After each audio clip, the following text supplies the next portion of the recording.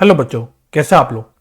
आज की वीडियो में हम लोग final accounts of sole proprietors का सेकंड यूनिट रिवाइज करेंगे, that is final accounts of manufacturing entities. ये एक बहुत ही छोटा और बेहद ही आसान चैप्टर है और इस चैप्टर से आपके एग्जाम में एक छोटा या एक बड़ा सवाल आ सकता है। यानी आप एक्सपेक्ट कर सकते हो कि 5 से 10 नंबर का सवाल इसमें से बन सकता है। तो चलिए बिना किसी देरी के हम लोग अपने रिवीजन की शुरुआत करते हैं।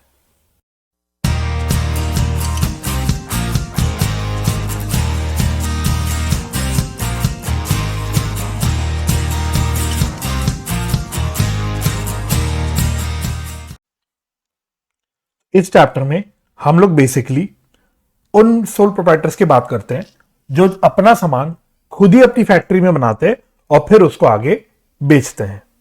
जो हम फर्स्ट यूनिट में फाइनल अकाउंट्स पढ़ते हैं उसमें हम लोग ट्रेडर्स की डिस्कशन करते हैं, यानी जो सामान बाहर से खरीद के आगे बेचते हैं। और इस चैप्टर में जो सोल प्रोप्राइटर्स होते हैं वो अपना सामान अपने आप ही बनाते हैं, बाहर से नहीं खरीदते।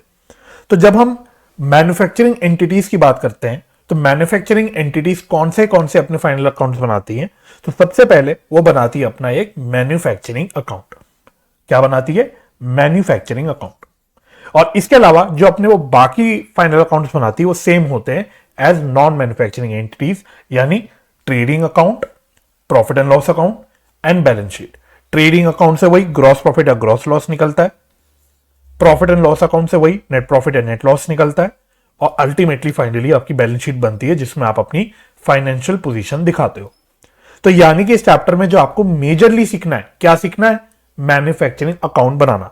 क्योंकि बाकी trading account, profit and loss account और बैलेंस शीट बनाना तो आप लोग नॉन मैन्युफैक्चरिंग एंटिटीज यानी फर्स्ट यूनिट वाले चैप्टर में ही पढ़ लेते हो, राइट? अच्छा सर, मैन्युफैक्चरिंग अकाउंट क्यों बनता है? What is the purpose of preparing manufacturing account? तो मैन्युफैक्चरिंग अकाउंट बनता है to ascertain the cost of goods manufacturing during an accounting period. ठीक है, तो हम निकालते हैं कि भाई हमने कितनी कॉस्ट का सामान बनाया, उस कॉस्ट को हम लोग कैलकुलेट करते हैं थ्रू मैन्युफैक्चरिंग अकाउंट। और उस कॉस्ट को, जो हम कॉस्ट निकाल लेते हैं, वो हम लोग ट्रेडिंग अकाउंट में ट्रांसफर कर देते हैं। ठीक है जी। सो in addition to trading account, profit and loss account and balance sheet, manufacturing entities also prepares a manufacturing account as a part of their final accounts. This account is prepared to determine the manufacturing cost of finished goods produced, which is then transferred to trading account. So what is the primary objective of preparing manufacturing account? To determine the manufacturing cost of finished goods produced during an accounting year, right? Okay. अब manufacturing cost जब मैं बोलता हूं तो what do I mean by manufacturing cost? Manufacturing cost में कौन सी cost आती है? तो पहले तो देखो, मैं एक बिल्कुल सिंपल क्रक्स बता देता हूं आपको। मैं आपको बिल्कुल सिंपल क्रक्स बता देता हूं। जो हमारी एंटिटी है उसकी जो फैक्ट्री है, जो हमारी एंटिटी होती है उसकी जो फैक्ट्री होती है, उस फैक्ट्री में जो भी कॉस्ट इनकर हो रही है, जो भी खर्चे इनकर हो रहे हैं, वो सारी कॉस्ट, सारे खर्चे आपकी मैन्युफैक्चरिंग कॉस्ट में इंक्लूड होते हैं। सिंपल है, आपको डिसाइड करना है कि कौन सी कॉस्ट, कौन से खर्चे फैक्ट्री के गुड्स के कॉस्ट में ऐड होंगे, कौन से नहीं होंगे। और उसको डिसाइड करने के लिए आपको सिर्फ ये देखना है, अपने आप से सिर्फ एक सवाल पूछना है, क्या ये खर्चा या क्या ये कॉस्ट फैक्ट्री के अंदर इंक्लूड या इनकर हुआ था कि नहीं हुआ था। अगर आपका जवाब हां है तो वो आपकी मैन्युफैक्चरिंग कॉस्ट में इंक्लूड हो जाएगा। Simple, right? तो फैक्ट्री के अंदर जो भी खर्चे हो रहे हैं, जो भी खर्चे, वो सारे आपकी मैन्युफैक्चरिंग कॉस्ट में आ जाते हैं। ठीक है, और फैक्ट्री के बाहर के खर्चे फिर आपके नॉर्मल एक्सपेंसेस हो जाते हैं जो आपके ट्रेडिंग या प्रॉफिट एंड लॉस अकाउंट में आते हैं, राइट? ओके, तो अब ये कौन से खर्चे होते हैं जो बेसिकली हम लोग कैटेगराइजेशन करते हैं मैन्युफैक्चरिंग कॉस्ट की? वो क्या क्या कैटेगराइजेशन करते हैं? तो मैंने 4 हिस्सों में बांट दिया टोटल मैन्युफैक्चरिंग कॉस्ट को। फर्स्ट में मैंने बोला रॉ मटेरियल्स कंज्यूम्ड। सेकेंड में मैंने बोला डायरेक्ट मैन्युफैक्चरिंग वेजेस। ध्यान रखना, मैंने क्या बोला? Direct manufacturing wages. तीसरे में मैंने बोला डायरेक्ट मैन्युफैक्चरिंग एक्सपेंसेस, या दूसरी भाषा में इसको डायरेक्ट मैन्युफैक्चरिंग कॉस्ट भी बोल सकते हैं, एक ही चीज है, दोनों में से कुछ भी बोल दो आप, डायरेक्ट मैन्युफैक्चरिंग एक्सपेंसेस या डायरेक्ट मैन्युफैक्चरिंग कॉस्ट। और फोर्थ मैंने लास्टली लिया इनडायरेक्ट मैन्युफैक्चरिंग एक्सपेंसेस, जिसको हम लोग ज्यादा कॉमनली बोल देते हैं ओवरहेड्स। तो ये 4 चीजें लो, चारों चीजों को जोड़ दो तो आपकी निकल के आ जाएगी मैन्युफैक्चरिंग कॉस्ट। ठीक है, तो सबसे पहले आपको पता होना चाहिए कि मैन्युफैक्चरिंग कॉस्ट क्या होती है, क्या क्या कॉस्ट या क्या क्या खर्चे इसमें आते हैं। एक एक करके फटाफट से डिस्कस कर लेते हैं कि चारों कॉस्ट में क्या क्या हम लेते हैं। तो सबसे पहले हमने बोला था रॉ मटेरियल कंज्यूम। तो अगर आपने कंपनी अकाउंट्स पढ़ा होगा, आपने कंपनी के फाइनल अकाउंट्स पढ़े होंगे, उसमें स्पेसिफिकली आपने statement of profit and loss पढ़ा होगा, तो उसमें भी हम लोग रॉ मटेरियल कंज्यूम निकालते थे। तो बिल्कुल वैसे ही हम यहां पे भी निकालेंगे रॉ मटेरियल कंज्यूम, जिसमें हम क्या क्या लेंगे, ओपनिंग रॉ मटेरियल लेंगे, मतलब opening stock of raw material, plus करेंगे हम परचेज ऑफ रॉ मटेरियल, और माइनस कर देंगे closing stock of raw material. तो इसका जो आंसर आ जाएगा वो आ जाएगा आपका रॉ मटेरियल कंज्यूम। ठीक है जी, ओके। सेकेंड हमने बोला था डायरेक्ट वेजेस, डायरेक्ट वेजेस या डायरेक्ट मैन्युफैक्चरिंग वेजेस। तो ये वो वेजेस होते हैं जो हम वर्कर्स को पे करते हैं, जो डायरेक्टली रिलेटेड होते हैं to number of units produced. ठीक है, तो फॉर एग्जांपल अगर वेजेस आपके बोल रहे हैं, जो वेजेस आप पे कर रहे हो वो पे कर रहे हो 5 रुपए पर यूनिट के हिसाब से, मतलब पर यूनिट जितना भी आप बनाते हो उसमें हर यूनिट पे 5 रुपए की आपकी वेजेस की कॉस्ट पड़ती है। तो ऐसे वेजेस आपके डायरेक्ट वेजेस के अंदर आ जाते हैं। ठीक है, तो डायरेक्ट वेजेस कब होंगे, जब वो डायरेक्टली रिलेट होंगे to number of units produced. Similarly तीसरे में हमने बोला डायरेक्ट मैन्युफैक्चरिंग एक्सपेंसेस। ठीक है, तो इसमें वो खर्चे होंगे other than material and wages, other than direct material and other than direct wages, वो सारे खर्चे जो अगेन रिलेट करते होंगे directly to number of units produced. ठीक है, expenses other than materials and wages incurred for a specific product, जो आप स्पेसिफिकली कोई प्रोडक्ट बना रहे हो उस स्पेसिफिकली उस प्रोडक्ट के लिए इनकर कर रहे हैं, और ये जो खर्चे हैं they are directly dependent upon number of units produced again. ठीक है, that is they vary with production. तो ऐसे जो खर्चे होंगे आपके वो होंगे डायरेक्ट मैन्युफैक्चरिंग एक्सपेंसेस। इसके एग्जांपल्स आप ये दोनों ध्यान रखने की कोशिश करना। ठीक है, पहला बोला royalties for use of licence and technology if based on number of units produced. अगर कोई रॉयल्टी का कोई आपका जैसे खर्चा हो रहा है, आप कोई टेक्नोलॉजी किसी और की यूज कर रहे हो तो उसको आप रॉयल्टी दे रहे हो, और अगर ये जो रॉयल्टी की जो कैलकुलेशन है वो डिपेंडेंट है या बेस्ड है on number of units produced, तो ये खर्चा आपका डायरेक्ट एक्सपेंस के अंदर आ जाएगा। सिमिलरली आपने प्लांट एंड मशीनरी हायर करी रेंट पे एक प्रकार से, और जो उसका हायर चार्जेस है, जो उसकी रेंटल है, वो है based on number of units produced, right, fix नहीं है, वो नंबर ऑफ यूनिट्स प्रोड्यूस के हिसाब से आपको हायर चार्जेस अगर जो भी होते हैं वो देने होते हैं, तो ये हायर चार्जेस भी आपके हो जाएंगे एग्जाम्पल में डायरेक्ट एक्सपेंसेस के। ठीक है, तो this is also if based on number of units produced, right. तो ऐसे ही एक दो एग्जाम्पल ध्यान रखना, तो आपके एग्जाम में आएगा सवालों में, प्रैक्टिकल सवालों में भी, तो उसमें वो बता देगा आपको, तो आपको अकॉर्डिंगली इसकी कैटेगराइजेशन करके चलनी होगी। ठीक है जी, अच्छा लास्ट हमने क्या बोला था, इनडायरेक्ट मैन्युफैक्चरिंग एक्सपेंसेस, जिसको हम बोलते हैं ओवरहेड्स। इसके कुछ और नाम भी होते हैं जो आप याद रखने की कोशिश करना। इनको हम मैन्युफैक्चरिंग ओवरहेड्स भी बोलते हैं, इनको हम फैक्ट्री ओवरहेड्स भी बोलते हैं, इनको हम वर्क्स ओवरहेड्स भी बोलते हैं। ठीक है, तो ये सारे एक ही इंसान के नाम है। ठीक है, मतलब एक ही चीज के नाम है सारे, आप कुछ भी बोल लो, इनडायरेक्ट मैन्युफैक्चरिंग एक्सपेंस बोल लो, ओवरहेड्स बोल लो, मैन्युफैक्चरिंग ओवरहेड्स बोल लो, फैक्ट्री ओवरहेड्स, वर्क्स ओवरहेड्स, इस तरह की टर्मिनोलॉजीज आपको जब भी कहीं पे दिखे तो आप समझ जाना हम ये चौथे खर्चे की बात कर रहे हैं। ठीक है, तो ओवरहेड्स कैसे निकलता है, एक फॉर्मूला है ओवरहेड्स का, जिसमें हमने बोला indirect material plus indirect wages plus other indirect expenses, और ये सारे खर्चे ऑफ कोर्स हम बोल रहे हैं कि जो सारे खर्चे आपके फैक्ट्री में हो रहे हैं, तो ये ओवरहेड्स भी जो हम लेके चलते हैं वो हम वो वाले ओवरहेड्स लेते हैं जो फैक्ट्री के अंदर हो रहे हैं। ठीक है, मैं पहले आपको बता चुका, सारे खर्चे जो फैक्ट्री के अंदर होते हैं वही हम लोग मैन्युफैक्चरिंग कॉस्ट में लेके चलते हैं। तो ये जो भी ओवरहेड्स की हम बात कर रहे हैं, indirect material, indirect wages, other indirect expenses, ये सारे आपके फैक्ट्री के अंदर हो रहे होंगे, वही हमको यहाँ पे लेके चलना है। ठीक है, अच्छा सर इनडायरेक्ट मटेरियल क्या है, वो मटेरियल जो डायरेक्टली आपकी जो आप सामान बना रहे हो, जो प्रोडक्ट्स आप प्रोड्यूस कर रहे हो, मैन्युफैक्चर कर रहे हो, उससे रिलेट डायरेक्टली नहीं करता, जैसे कि stores and spares consumed in repair और maintenance of plant and machinery. कुछ स्टोर या स्पेयर पार्ट्स आप यूज कर रहे हो अपनी मशीनरी की रिपेयर के लिए, तो वो है तो आपका मटेरियल ही एक तरह का, लेकिन वो आपके डायरेक्टली आप जो प्रोडक्ट मैन्युफैक्चर कर रहे हो उससे रिलेट नहीं करता। सिमिलरली जो छोटे मोटे टूल्स होते हैं, है ना, या फिर कोई फ्यूल या कोई ऑयल जो आप यूज करते हो अपनी प्लांट या मशीनरी में, ये सारे आपके इनडायरेक्ट मटेरियल के अंदर आ जाते हैं। सिमिलरली इनडायरेक्ट वेजेस, ऐसे वेजेस जो डायरेक्टली नंबर ऑफ यूनिट जो आप प्रोड्यूस करो उससे रिलेट नहीं करते, जैसे कि वेजेस फॉर मेंटेनेंस वर्क। तो अगर वेजेस जो आप पे कर रहे हो डायरेक्टली रिलेट करते हैं to number of units produce, तो वो डायरेक्ट वेजेस है, नहीं तो वो इनडायरेक्ट वेजेस है, सिंपल, राइट। और फिर अदर इनडायरेक्ट एक्सपेंसेस हमने बोले, those expenses that can not be again link to production units. Overheads आप याद रखना, वो सारे ओवरहेड्स में वो सारे खर्चे आते हैं जो आपके नंबर ऑफ यूनिट्स जो आप प्रोड्यूस कर रहे हो उससे डायरेक्टली रिलेटेड नहीं है, तभी हम इनको इनडायरेक्ट खर्चे बोल रहे हैं, इनडायरेक्ट मैन्युफैक्चरिंग कॉस्ट बोल रहे हैं। ठीक है, तो इसके भी एग्जाम्पल कुछ हो गए आपके, जैसे training expenses, plant and machinery जो आपकी यूज हो रही है उसकी डेप्रिसिएशन। सर डेप्रिसिएशन तो हम प्रॉफिट एंड लॉस अकाउंट में डालते हैं, लास्ट चैप्टर में भी हमने ये करा, डेप्रिसिएशन तो हम प्रॉफिट एंड लॉस अकाउंट में डालते हैं, तो बिल्कुल डालते, कोई दिक्कत नहीं है। लेकिन हम बोल रहे हैं कि भाई जो खर्चे फैक्ट्री के अंदर हो रहे हैं, उन फैक्ट्री के अंदर जो भी खर्चे हो रहे हैं वो आपके मैन्युफैक्चरिंग से रिलेटेड है। तो अगर फैक्ट्री के अंदर कोई प्लांट एंड मशीनरी है, फैक्ट्री के अंदर अगर कोई प्लांट एंड मशीनरी है जिसको आप अपनी मैन्युफैक्चरिंग के लिए यूज करते हो, तो उस प्लांट एंड मशीनरी पे जो डेप्रिसिएशन कैलकुलेट होगा वो डेप्रिसिएशन कहां जाएगा, मैन्युफैक्चरिंग में जाएगा। बेसिकली वो मैन्युफैक्चरिंग कॉस्ट का पार्ट बनेगा। और फैक्ट्री के बाहर आपके कोई ऑफिस है, कोई आपका ऑफिस है, ऑफिस के अंदर भी कुछ प्लांट एंड मशीनरी होगी, आपके ऑफिस के अंदर फर्नीचर वगैरह होंगे, तो ऑफिस के अंदर जो भी फिक्स्ड एसेट्स वगैरह है उस पर जो डेप्रिसिएशन आप निकालोगे वो आपका प्रॉफिट एंड लॉस अकाउंट में जाएगा।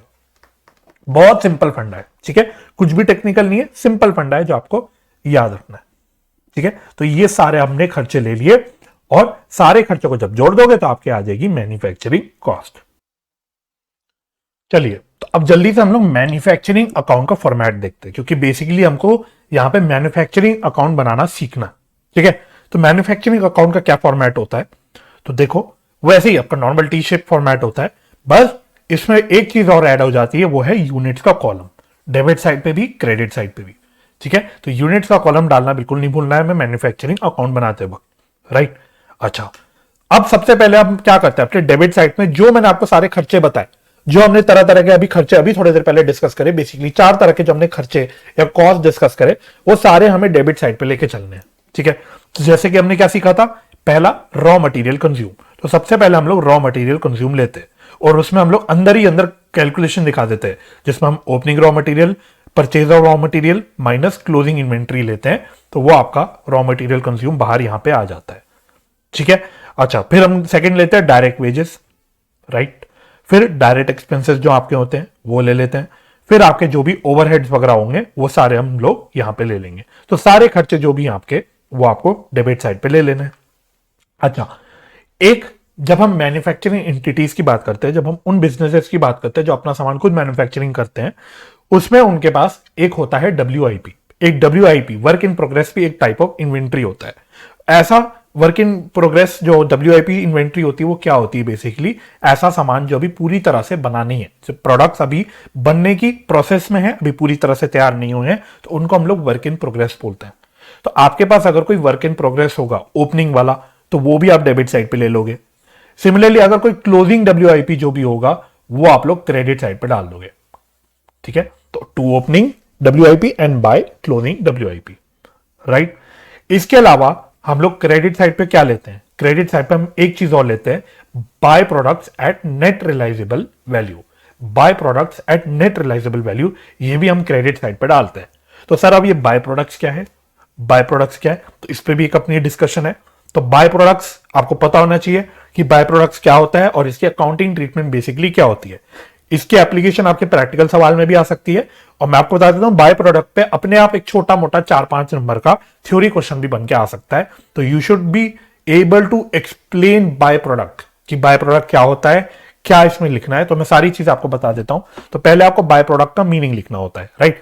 तो इट इज अ सब्सिडरी या secondary product accompanied by the manufacturing of the main product. तो देखो ये जो भी चीज मैंने यहां पे लिखी हुई है, इसमें कीवर्ड्स मैंने सब अंडरलाइन कर रखे हैं, तो इन कीवर्ड्स पे फोकस करना। सब्सिडरी या सेकेंडरी प्रोडक्ट ये कीवर्ड हो गया, accompanied by the manufacturing of main product, main product एक कीवर्ड हो गया, and has a very small value as a percentage of the main product. तो स्मॉल वैल्यू भी एक आपका कीवर्ड यहां पे हो गया। ठीक है, तो बेसिकली जब आप अपना मेन प्रोडक्ट मैन्युफैक्चरिंग करते हो तो कभी कभी कुछ छोटा मोटा सेकेंडरी प्रोडक्ट भी अपने आप साथ में बन जाता है, जो आप बनाना नहीं चाहते, आप बनाने का सोचते नहीं हो, लेकिन वो आ जाता है ना। तो ऐसे प्रोडक्ट्स को हम बोलते हैं बाय प्रोडक्ट। ठीक है, इसके 2 एग्जांपल्स आपको एटलीस्ट, ये 2 एग्जांपल्स आपको लर्न करने ही करने हैं।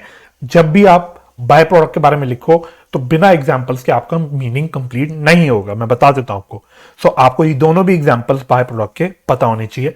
पहला आपने बोला molasses is the by product of या इन शुगर मैन्युफैक्चरिंग। ठीक है। दूसरा हमने बोला butter milk is the by product in manufacturing of dairy products like butter and चीज। तो ये दोनों एग्जांपल्स आपको 100% लर्न करने हैं, 100% लर्न करने हैं। मेरे से मत पूछना बाद में सर हम ये एग्जांपल ना लिखे तो क्या, कोई और एग्जांपल लिखे तो क्या। मैंने आपको बता दिया, आपको कोई और एग्जांपल लिखना है बिल्कुल लिख सकते हो, कोई दिक्कत नहीं है, लेकिन ये दो एग्जांपल आपके आंसर में होने चाहिए, मैं आपको साफ साफ बता दे रहा हूं। ठीक है, तो नो इफ्स एंड बट्स, आपको ये दोनों एग्जांपल लर्न करने हैं सिंपल। अच्छा, मीनिंग समझा दिया आपने, राइट, एग्जाम्पल के साथ। अब सेकेंडली आपको इसकी अकाउंटिंग ट्रीटमेंट पता होनी चाहिए, और आपको अगर लिखना है, आपको बाय प्रोडक्ट के बारे में लिखना है, तो इसकी आपको अकाउंटिंग ट्रीटमेंट बतानी भी पड़ेगी अपने आंसर में। तो पहली बात, जो बाय प्रोडक्ट्स होते हैं हम लोग इसको नेट रियलाइजेबल वैल्यू पे वैल्यू करते हैं। मतलब जो बाय प्रोडक्ट्स को अगर हम बेचने जाएंगे मार्केट में, तो इससे हमें कितनी वैल्यू मिलेगी। ठीक है, तो नेट रियलाइजेबल वैल्यू पे हम लोग इसको वैल्यू करते हैं। आगे लिखा है if there cost is not separately एसरटेनेबल। ठीक है, तो थ्योरेटिकली हम बोल रहे थे if there cost is not separately एसरटेनेबल, लेकिन बाय प्रोडक्ट्स की प्रैक्टिकली आप सोचोगे तो लॉजिकली सोचोगे तो आप खुद ही रियलाइज करोगे कि भाई जो बाय प्रोडक्ट्स है उसकी अपनी कॉस्ट निकालना कितना मुश्किल है। तो ऑलमोस्ट इंपॉसिबल होता है अपनी खुद की कॉस्ट निकालना बाय प्रोडक्ट की, इसलिए हम लोग प्रैक्टिकली जो है बाय प्रोडक्ट्स को नेट रियलाइजेबल वैल्यू पे ही वैल्यू करते हैं। ठीक है, तो और इसकी हमने अकाउंटिंग ट्रीटमेंट क्या बोली, हम इसको अपने मैन्युफैक्चरिंग अकाउंट में क्रेडिट करते हैं। क्यों करते हैं, उसके पीछे का रीजन क्या है, to reduce the final cost of goods manufacture. अभी दिखा दूंगा आपको, अभी बता दूंगा ऐसा क्यों लिखा हुआ है, but to reduce the final cost of goods manufacture. तो आपको बेसिकली क्या याद रखना है, by product net realisable value पे वैल्यू होता है, उसको हम लोग क्रेडिट करते हैं अपने मैन्युफैक्चरिंग अकाउंट में, और उससे क्या होता है, हमारी जो कॉस्ट ऑफ गुड्स मैन्युफैक्चर जो हम निकाल रहे हैं अल्टीमेटली मैन्युफैक्चरिंग अकाउंट में, वो रिड्यूस हो जाता है। ठीक है, तो बेसिकली इसको मैं बता देता हूं आपको थ्रू द मैन्युफैक्चरिंग अकाउंट। ठीक है, तो आपने बाय प्रोडक्ट्स को नेट रियलाइजेबल वैल्यू पे यहां पे क्रेडिट कर दिया। अब जो आपकी बैलेंसिंग फिगर बचती है इसमें, वो इधर बचती है इस साइड पे, है ना, उसको हम बोल देते हैं by trading account. This is basically the cost of goods produced during the year. ठीक है, तो इसका जो बैलेंसिंग फिगर होता है वो होता है आपका कॉस्ट ऑफ गुड्स प्रोड्यूस्ड, जिसको हम लोग कहां लेके जाते हैं, कहां ट्रांसफर करते हैं, अपने ट्रेडिंग अकाउंट में। ठीक है, तो आप खुद सोचो, जो जब आप अपना यहां पे बाय प्रोडक्ट का कुछ वैल्यू यहां पे डाल दोगे, तो नेचुरली आपकी जो यहां पे कॉस्ट बचेगी वो कम ही होगी। ठीक है, तो जैसे आप बाय प्रोडक्ट क्रेडिट साइड पर डाल दोगे, तो आपकी जो बैलेंस कॉस्ट बचेगी वो कम हो जाएगी।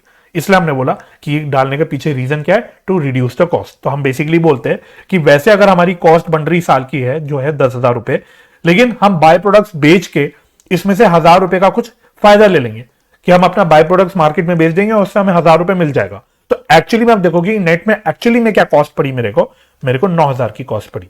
तो ये कारण है कि हम जो बाय प्रोडक्ट्स है उसको हम लोग क्रेडिट करते हैं मैन्युफैक्चरिंग अकाउंट में, और हम लोग बेसिकली बाय प्रोडक्ट्स को अपनी कॉस्ट में से कम कर देते हैं। ठीक है, इसको हम एज सेपरेटली इनकम वगैरह नहीं दिखाते, हम अपने सेल्स में इंक्लूड नहीं करते, हम इससे बेसिकली अपनी कॉस्ट कम कर देते हैं।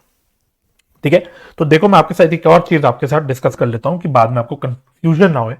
तो जब हमने मैन्युफैक्चरिंग एंटिटीज की बात करी, जब भी हम मैन्युफैक्चरिंग एंटिटीज की बात करते हैं, ये बात मेरी सुन लेना, तो आपको कभी भी कंफ्यूजन नहीं आएगी। तो मैन्युफैक्चरिंग एंटिटीज में जो इनकी स्टॉक होता है या जो इनकी इन्वेंट्रीज होती है, 3 प्रकार की इन्वेंट्रीज होती है। एक होता है raw material, stock of raw material, दूसरा होता है आपका WIP, वर्क इन प्रोग्रेस, और तीसरा होता है आपका फिनिश्ड गुड्स।